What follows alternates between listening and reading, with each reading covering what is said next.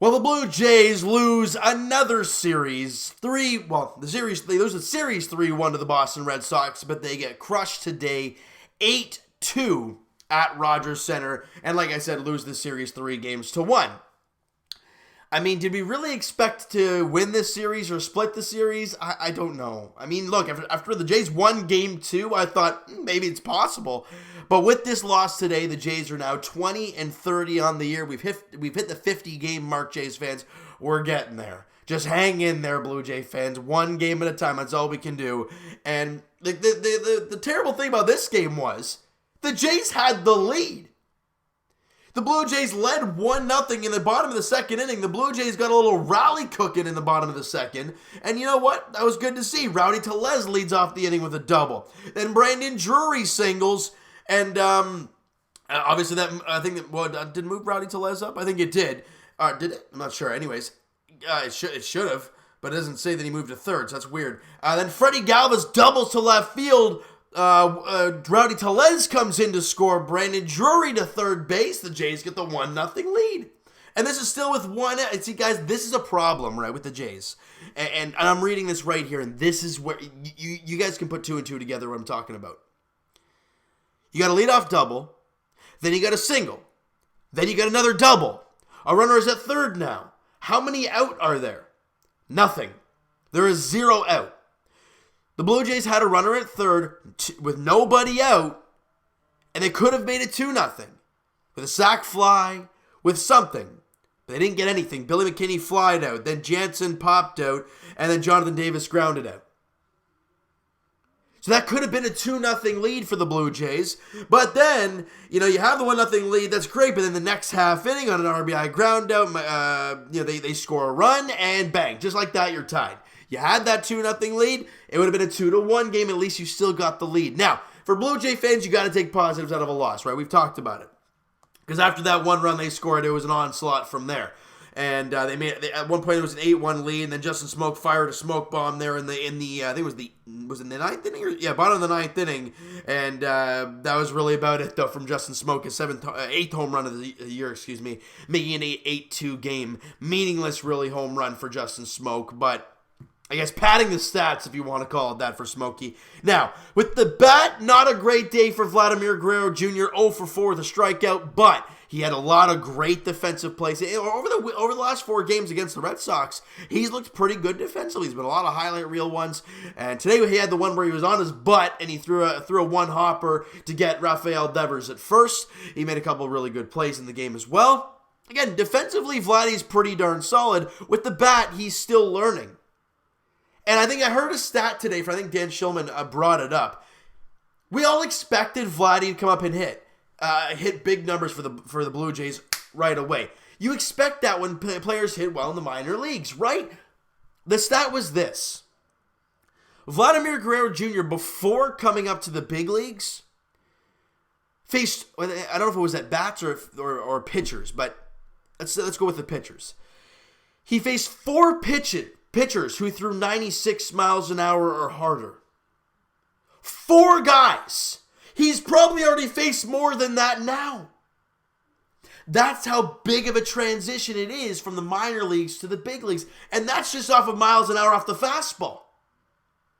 So seeing Vladdy continue to grow, yes, his average dropped now to 241. But again, it's the defense from Vladdy that we saw today. And he's going to have off nights. Everybody does.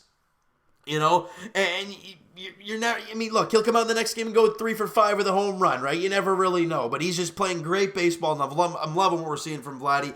Now, Eric Sogart's kind of come back down to earth when it comes to his at-bats. He was 0 for 4 again with a strikeout today, dropping his average to 265. Man, remember when he was hitting 350? Wasn't too long ago. But Justin Smoke obviously 1 for 4 with the home run.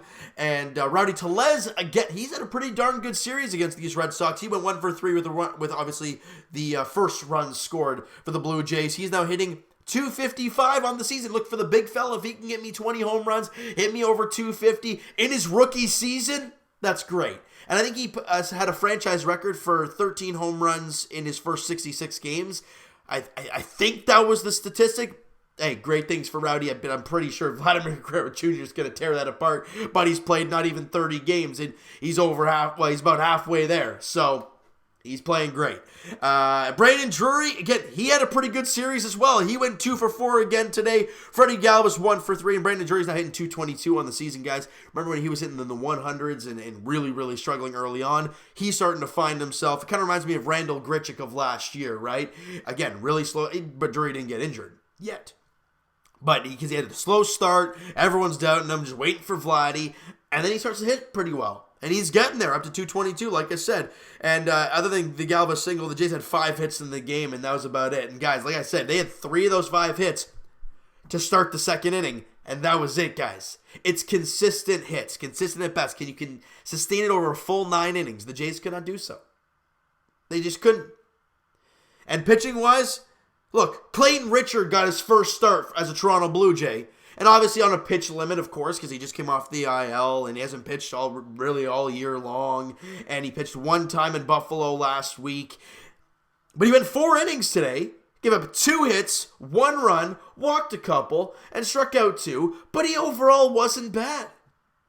He gave up 2 hits in 4 innings against the Boston Red Sox. And the only run they scored was an RBI ground out. Look, Clayton Richard had a pretty good first start as Toronto Blue Jay, but the rest of the guys did not get the job done whatsoever. Sam Gaviglio, who's been kind of steady for the Blue Jays all season long so far, had a rough outing. In 2 innings, he gave up 4 hits, 2 runs, and struck out a batter. Wasn't very good. So with that being said, you're already down 3-1. They bring in Elvis Luciano, and he goes an inning in the third, gives up 5 hits, 2 runs. Doesn't walk a batter, so I guess that's a positive, but he wasn't throwing quality strikes. So Luciano continues to struggle, but again, we expected that, you guys. We expected Luciano to struggle. The main reason he's here is just to send him down to the minor leagues next season and properly develop him. Because when you get a 19-year-old arm that throws 95 or whatnot, you don't just let that walk away. You want to develop that. But you can clearly see he's just not ready for the big stage yet. And that's understandable. He wasn't supposed to be. He pitched in rookie ball last year. But the way the Royals handled the situation, that he was able to come to the Blue Jays. So, guys, we could have a diamond here. But as of 19 years old, he's not. And that's nothing to snub your nose at. Now, and Ryan Fearben came out, and he had a rough time as well. He threw an inning in 2/3, gave up 4 hits, 3 runs. All 3 were earned and struck out 2. So he wasn't very good, and I think Ryan Fearben's time as a Blue Jay is kind of slowly ticking down because he had a rough time in his first outing. Then I think he pitched one. What was it, his last outing? I forgot what happened to him. He actually gave up a home run against the Chicago. Was it that? No. So he only pitched the one time. Sorry, his start and then today. So he really hasn't been very good. I don't see him being here much longer, Jays fans. I just don't. And I think there's a lot of guys down in the minor leagues that can fill that hole. A guy like Justin Schaefer, who's just straight up dominating down there in AAA as a reliever. Why not give him a shot? You know what I mean?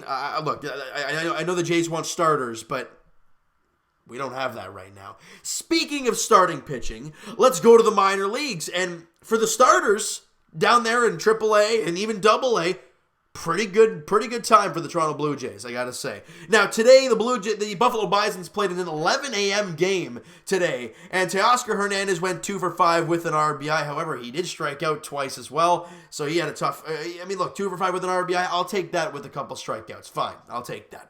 Andy Burns went 3 for 3 with 3 RBIs and a couple walks. Perfect night for he's hitting 292 down there in AAA. Now I think he's a little bit older, so they're really not really a prospect. But again, I got to keep an eye on Sean Reed Foley. Has not been good this year. His ERA coming into the game was like in the 7s. I think it might even been in the 8s. But he went 8 innings, gave up 4 hits, 2 runs. He only walked 2, and for him, it's all about throwing strikes. And he struck out 8 guys. For Sean Reed Foley, he's got the stuff to be a good pitcher. He reminds me of Aaron Sanchez. He's got amazing stuff, but his command, it's just not there a lot of the time. His ERA does drop to 6.60, but it's nothing to be like, ooh, it's so beautiful. I think he's still only 23, 24 years old, so that's why I'm not saying, whatever he's done.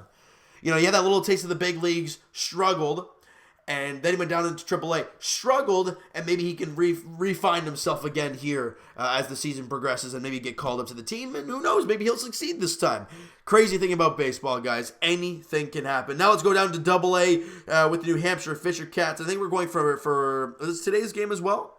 Thursday, May 23rd. Yep, today's game. And Forrest Wall, again, acquired in the Sung Won-Oh trade. I think it was the Sung Won-Oh trade last year from the Colorado Rockies. He went 3 for 3 with a couple runs scored and walked twice. His average is now up to 270. He's in the leadoff spot. He had a great game today. And on the mound, a guy I talked about a few times now, Patrick Murphy, guy who was in Dunedin last year. I talked about him in the off-season preview, in the season preview video. It's kind of a guy that could kind of shoot up through the system pretty quickly. He had a really good year last year with Dunedin. Actually, did he start the year with Dunedin as well? I think he might have actually. I'm going to try and pull him up here if my Wi-Fi can handle that. But nonetheless, he had an amazing ball game today. He went 6 innings. I think he gave up 1 run over those 6 innings. Let me just pull him back up here. Yeah, 5 hits, 1 run, did not walk a batter in 6 innings, and struck out 7. His ERA is 3.14, and if I'm not mistaken, he's like 23 or 24 years old. So again, yeah, not a young guy down there in AA, but a guy who's been there, he's been through the system, and he's succeeding right now at AA New Hampshire. They always say that the biggest jump is from high A ball to AA, other than AAA to the big leagues. So to see Patrick Murphy out there doing a great job, seeing a guy like Yenzi Diaz doing a great job, it's really, and those two guys are pretty young pitchers. And Hector Perez pitching a great outing in his last outing. Look, the young Jays pitchers, as the season has gone on, are starting to find themselves. And speaking of young starting, actually, other than Forrest Wall, was there anybody to talk about here? Kevin Smith went 1 for 5 with 3 RBIs. Santiago Espinal 1 for 5 with a run scored. But other than that, really nothing to talk about when it comes to them. Oh, there's Patrick Murphy. I got him up here. He's 23 years old. He turns 24 on June 10th. So he's basically 24 years old. But again, a guy that I think is going to could be getting the call to AAA as soon as the end of the season, guys. It would not surprise me because he's got some stuff. He's playing well, so there you go. Now, we're going to go back to yesterday because I didn't get a chance to talk about Dunedin yesterday. I have a really long video. I think if I did, I apologize, but I'm going to talk about it now.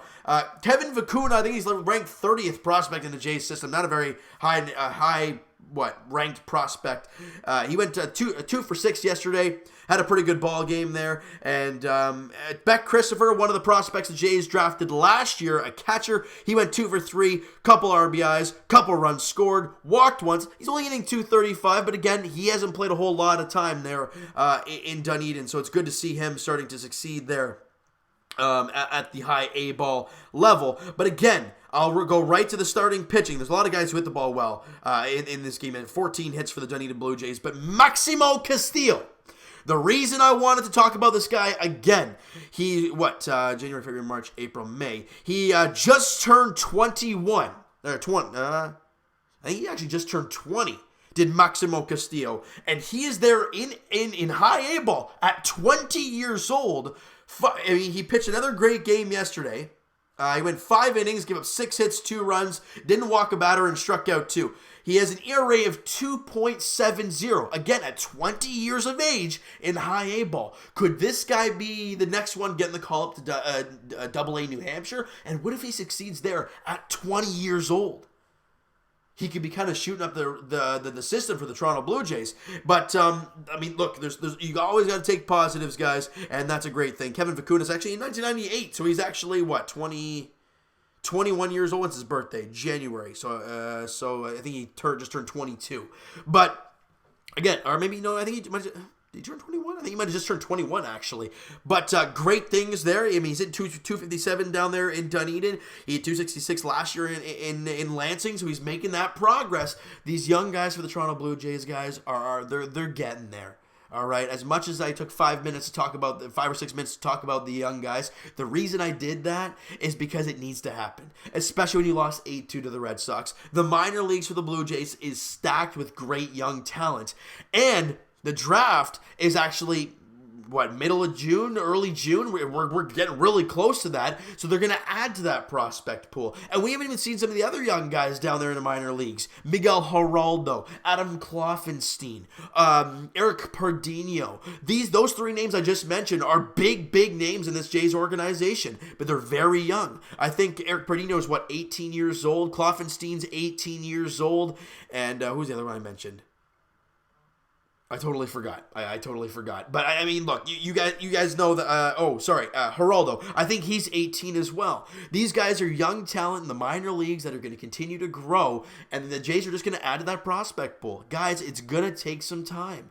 And I know we're angry about what we see in the field right now. I get that. But the future is coming. The Jays have players at each level that are getting better. You have Bichette, you have Biggio at the AAA level. You have guys like Hector Perez, Yenzi Diaz, Forrest Wall, guys like Santiago Espinal, guys like that down there at AA New Hampshire. Patrick Murphy, I didn't even mention him. Right? You go down to Dunedin. You have Maximo Castillo, the guy I've been talking about. Kevin Vicuna that I just mentioned. You have Logan Warmoth, former first-round pick of the Blue Jays, getting there. I mean, I don't know really. He's not doing a whole lot. He actually might even be injured. I haven't seen his name in a while. But that's the whole thing. You have Jordan Groshans down there in Lansing who's doing really well. I think he's injured as well. But again, guys like that. The levels are stacked for the Toronto Blue Jays. And Griffin Conine, another guy that I forgot to mention, who drafted second-round pick last year by the Toronto Blue Jays. Guys, it's going to take time. These young guys are coming. It's going to take a lot of time. It's a process. And I'm not getting into Joel Embiid stuff. Be patient. That's all I got to say. If the physical Toronto Blue Jays win a ball game, enjoy it. If they lose, take a look at the minor leagues. That's what I do. It keeps me sane. And also the Toronto Raptors keep me sane as well. But, I mean, you look at a game like today. You didn't like it. Okay, so what do the minor leaguers do? Ooh, that's good stuff.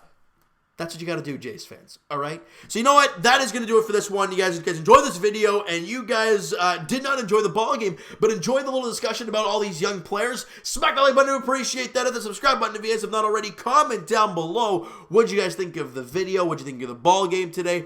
Any of the guys that I mentioned in this video? There's quite a few of the prospects that I actually mentioned in the video. What are your thoughts on all of those guys? And Evan and I will talk to you guys podcast edition. Link is on Saturday afternoon. Link is in the description for the podcast channel and for the podcast itself on iTunes, guys. Twitter is also down below. Follow up, send me a DM, do all that great stuff.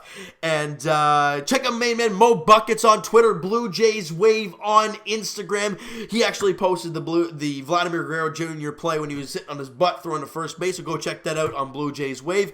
Now I was talking to him earlier, and he was saying how with all school and everything, and I get that, it's hectic and all that stuff. So about anything past June 30th, I think he said, is kind of a go time when it comes to having him on the podcast. So that'd be great to have him on there throughout the summertime, talk about the Blue Jays, talk about the minor leaguers, all that great stuff. And anybody that he sees that, that I haven't seen yet in the minor leagues, or guys that could be moved by the deadline. What are his thoughts on him? Because June 30th, look, it'll be about a month away from the trade deadline. So we're going to have a lot of great discussions with him on the podcast at some point at the end of June. But guys, thank you guys so much for listening, and I will talk to you guys Raptors edition. Guys, here we go. The biggest game in Raptor franchise history. Look, I know it's physically not the case, but tonight feels like a Game 7. You lose this game today. Yes, you come home for Game 6, and yes, if you win Game 6, but you still got to go to Milwaukee for Game 7, which, if you lose today, you've lost all 3 games, and the odds aren't very good. You win today. You come home for Game 6, looking to end the series on home court, where the Raptors have been dynamite. Tonight's a huge game for the Raptors. 8:30 tip-off in Milwaukee. Look, guys, this is a huge game for the Raptors. Huge game for Toronto, and it's going to be a doozy. All right, and as for the Toronto Blue Jays, guys, they open up a 3-game. Is it a 3-gamer? 3-game set, actually, against the San Diego Padres. So Manny Machado's coming back to Rogers Center, but he's not in a Baltimore Orioles jersey. He's in a San Diego Padres jersey. A lot of great young players on both of these teams. It's going to be a lot of fun. As Trent Thornton's on the mound and Joey Lucchesi? Apologize if I butchered that. But the Padres are 26-24. They're playing well again with Machado and their young guys coming up. They're playing pretty good ball. And that's holy smokes. The game 1 starting pitching. Game 2 is young and Cal Quantrill, the Canadian boy. As of right now, it's Edwin Jackson on the mound for the Jays, but I mean, we don't have anybody else to pitch, so it probably will be him. And then the finale, it's the right-hander, Chris Paddock, who's been stupidly good. He's got a 1.93 ERA in 51 1/3 innings against Marcus Stroman. What a pitching matchup in the finale in Game 3 on Sunday afternoon. All right, so guys, thank you guys so much for listening and watching, and I'll talk to you guys later tonight, Rappers Edition, and tomorrow, Jays Edition. Thank you guys so much for listening. We'll talk to you guys then.